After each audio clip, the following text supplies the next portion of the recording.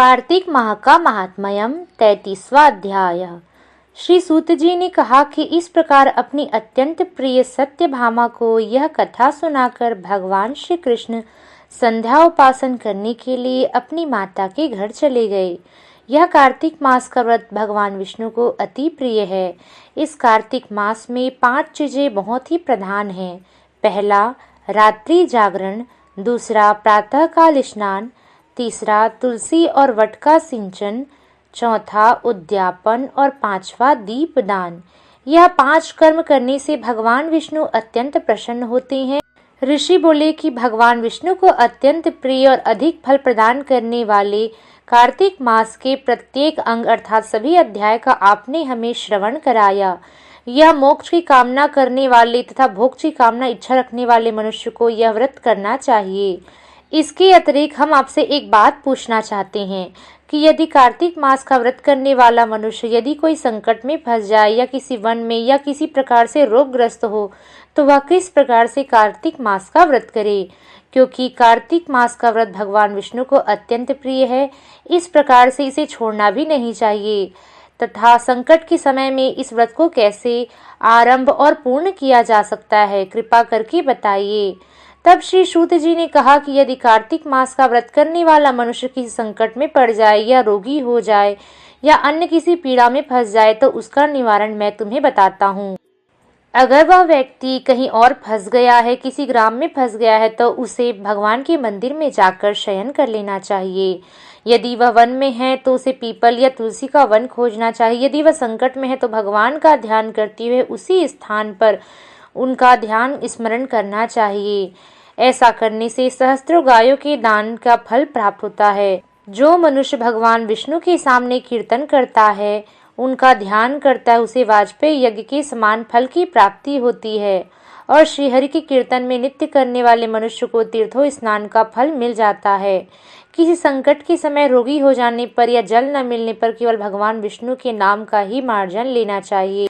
यदि उद्यापन न कर सके तो व्रत की पूर्ति के लिए केवल ब्राह्मणों के प्रसन्न होने के कारण भगवान विष्णु प्रसन्न हो जाते हैं, अर्थात ब्राह्मणों को उनके लिए भोजन दान कर देना चाहिए। यदि मनुष्य दीप दान करने में असमर्थ है तो दूसरों की दीप की वायु से भली भांति रक्षा करनी चाहिए। यदि तुलसी का पौधा समीप न हो तो वैष्णव ब्राह्मण की ही पूजा कर ले। भगवान विष्णु सदैव अपने भक्तों के समीप रहते हैं। इन सब के न होने पर कार्तिक व्रत का करने वाला मनुष्य गौ, पीपल, वृक्ष वृक्ष की श्रद्धा पूर्वक सेवा करे। सौनक आदि ऋषि पूछने लगे कि आपने गौ तथा ब्राह्मणों के समान पीपल और वट वृक्ष को बताया है और सभी वृक्षों में इन दोनों वृक्षों को श्रेष्ठ कहा है, इसका कारण बताइए। तब श्री सूत जी बोले कि पीपल भगवान विष्णु का स्वरूप है और वट का वृक्ष भगवान शिव का स्वरूप है। पलाश ब्रह्मा जी का अंश से उत्पन्न हुआ है। जो कार्तिक मास में उसके पत्तल से भोजन करता है वह भगवान विष्णु के लोक को प्राप्त होता है। पीपल और वट को सींचने से भगवान विष्णु की और भगवान शिव शंकर की असीम कृपा बनी रहती है।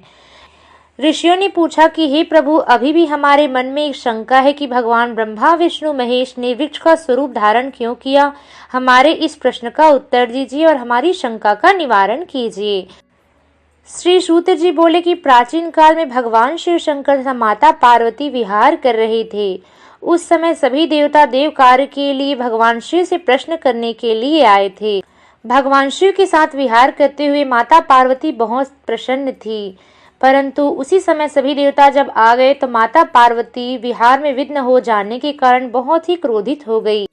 तब माता पार्वती ने कहा कि हरे देवताओं, तुम सभी जड़मती हो क्या? तुमने बिना किसी कारण के मेरे और भगवान शिव शंकर के विहार में विघ्न उत्पन्न किया है।